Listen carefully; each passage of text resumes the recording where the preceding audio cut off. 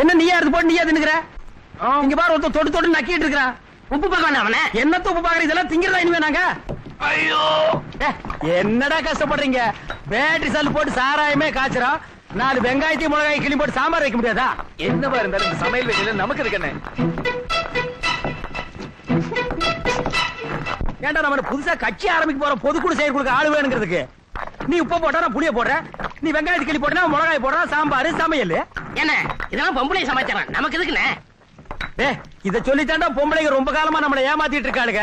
பழைய சோத்துக்கு உப்பு போடுறதே என்னமோ இவளுக்கு கண்டுபிடிச்ச மாதிரி பேசுறாளுங்க. இந்த மாதிரி பொம்பளைங்க சமாச்சாரம் நாட்டுல ஒண்ணு கூட கிடையாது. புள்ள பேக்கிறது ஒண்ணுதான். அதுல கூட 50-50 நம்ம பார்ட்னர்ரா. தம்பி என்னடா பண்ற? சமையல் முடிஞ்சா சாப்பிட்டு போலான்னு காத்துட்டு இருக்கனே. சமையல் கொஞ்சம் லேட் ஆகுமா? அது வரைக்கும் கொஞ்சம் மாவை சாப்பிட்டு. என்ன என்ன சாம்பார் வாசனை சும்மா கம கமா நடிக்குதுன்னா தம்பி, இது வரைக்கும் இந்த சமையல் கட்டில இந்த மாதிரி வாசனை அடிச்சிருக்கா? கிழவி இது வரைக்கும் வெந்நீரை வச்ச சாம்பார் ஊத்தி நம்மளை ஏமாத்திருக்காடா. சரி வா, உடம்பெல்லாம் கசகசான் இருக்கு, குடிச்சிட்டு வந்து ஒரு வெட்டு வெட்டிடுவான். நாயா இப்படியே உட்கார்ந்து இருக்காத, பூனை வந்து மூஞ்சி நக்கிற போது போய் இதெல்லாம் கழுவிட்டு அதெல்லாம் ஒழுங்கா எடுத்து வை, நான் குடிச்சிட்டு வந்துடுறோம். சரிங்கண்ணே. சாப்பிட போறோம். டேய் வெத்தலை பாக்கு ரெடி பண்ணி வச்சியா? ரெடியா இருக்கீங்க? சோறு போடு போடு. அண்ணா வடிச்ச கஞ்சி வெள்ளையா இருந்தது, ஆக்கிற சோறு சிகப்பா இருக்கு.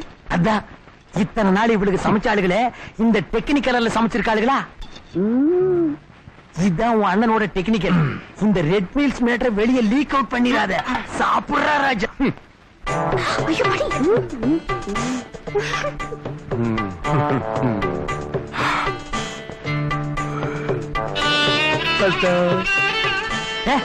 ஒரு ரூபா சோத்துக்கு உணர்ச்சி வசப்படுறீங்க. கண்டினியூ.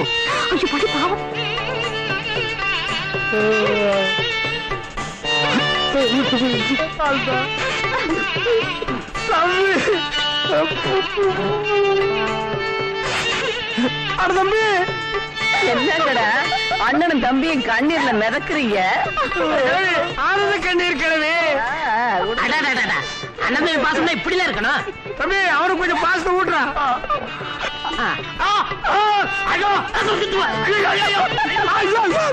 ரொம்ப காருக்குதா.